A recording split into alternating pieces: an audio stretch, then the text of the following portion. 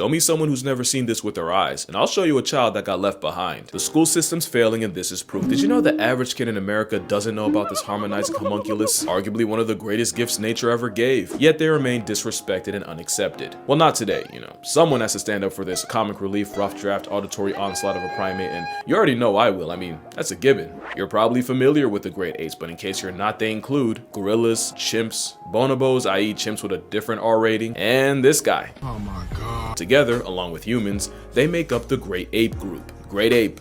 The name only an ape could come up with. But along the way, someone got snubbed, and this is actually live footage of it happening.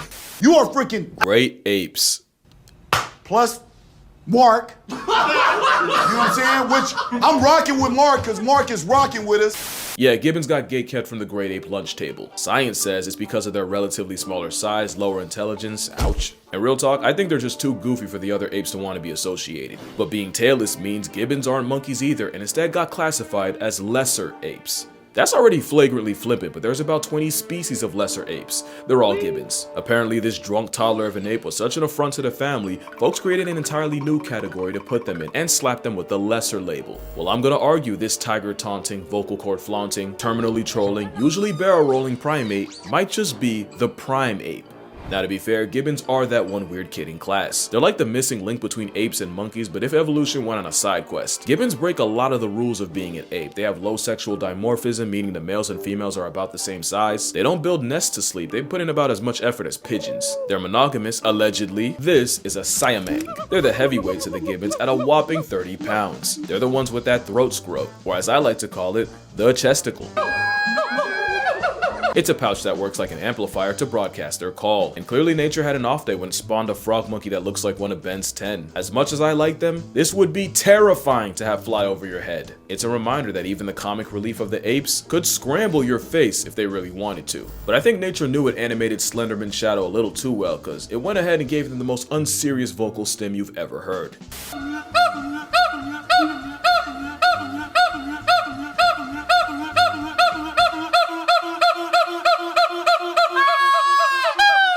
This is a northern white-cheeked gibbon, which definitely, for sure, is not venom, no matter how hard you try to perceive otherwise. And in case you're curious, the babies are all born white. After about a year or two, they turn black. The males stay that way, but the females eventually revert back to their cream colorway, proving the once widely accepted scientific theory wrong. You can go back. This is a Skywalker gibbon, and yes, they were discovered in 2017 by a group of scientists who apparently love Star Wars that much. The namesake of Luke was found in Myanmar, Southeast Asia, and it's believed there's less than 200 of them. But they're not as bad as the Hainan gibbon, which isn't just the rarest ape, but one of the mammals closest to getting discontinued, with less than 40 of them. Crazy thing is, it used to be worse. They went from a couple thousand in the 1950s to where you could count on both hands how many were left by the 70s. Again, we got the Hulak gibbon. I like their face. The silvery gibbon. I like their hair. Good thing they max out at 2 feet. Any taller we'd be having Yeti conversations. And lastly, the pileated gibbon, because in my opinion, they have the coolest call.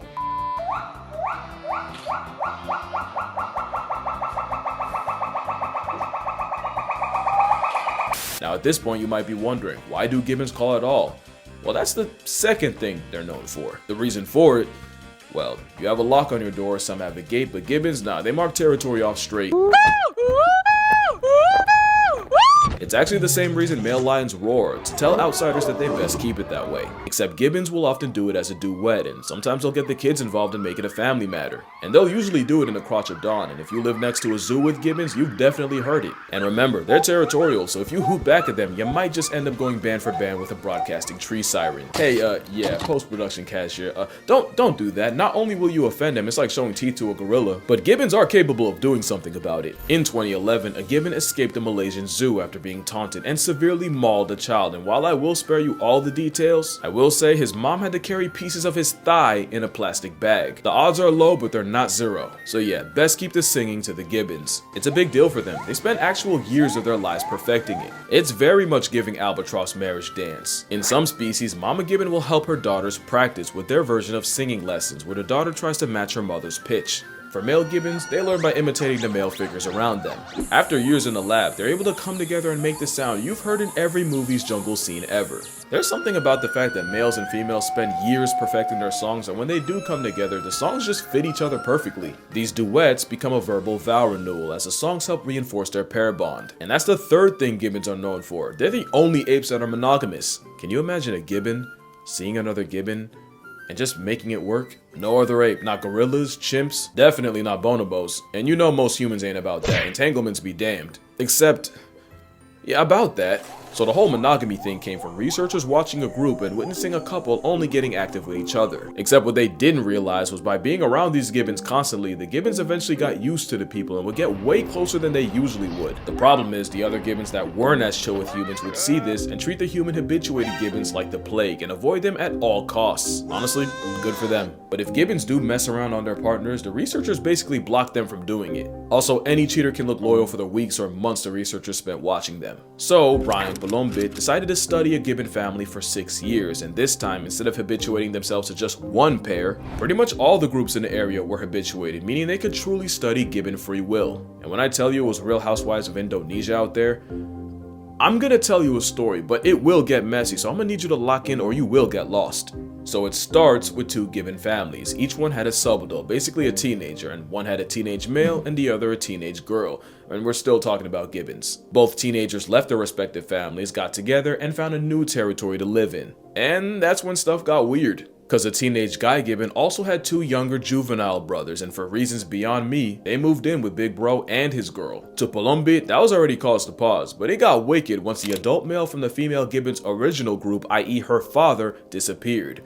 Cause apparently a parent in past tense is a canon event. Well, with a sudden power vacuum, guess who filled in? Yeah, the same subadult male along with his baby brothers all moved into the female's group, and the teenager took his girl's dad's place. He then just moved back and forth between the two spots, meaning Mans was monkey branching from his original girl to her mother. And in what's a lot more common than you might think, the mother and daughter had serious beef, and when things finally got too hot and the male had to pick a side, he chose the mother and fully moved in. The mom would have a baby that was likely fathered by her daughter's ex. As for the subadult daughter, that was the last time Bolombit saw her. If there's a moral in this story, one way or another, Gibbon's gonna find a way to swing.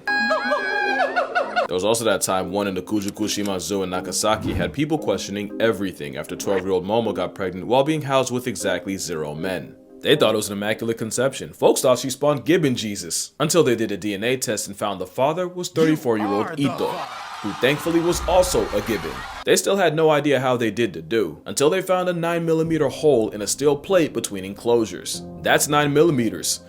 He really wanted that glory. The whole time we call them lesser when really we're not that much better than gibbons. I don't care what the literature says, they're great to me. Especially since we've probably done gibbons dirtier than any other ape. Remember Kalia? Well, not only did she lose her family, but after a kid taunted her with a slingshot and she finally bit back, the boy's father came after her with a shovel and she lost her life. This kind of thing actually happens a lot to gibbons. Not only do they get their homes knocked down and trees removed, a lot of times they get reduced to pets. It's to the point where virtually every gibbon is flirting with extinction. In fact, some like the hyena might as well be in bed with it. I don't like ending the video like this, but I feel like gibbons being so overlooked makes it that much easier for the atrocities against them to get buried. And if we don't lock in and spread the word, nature's one-man comedy special will be cancelled in our lifetime. But then again, does it not make sense for the comic relief to have the most tragic backstory? At the end of the day, gibbons prove that you might not be a great ape, but you're still a great ape. But anyway, that's gonna do it for this video. Make sure you drink water, hug your mother, support your local gibbons, and one last thing to take home, but this is important, always remember to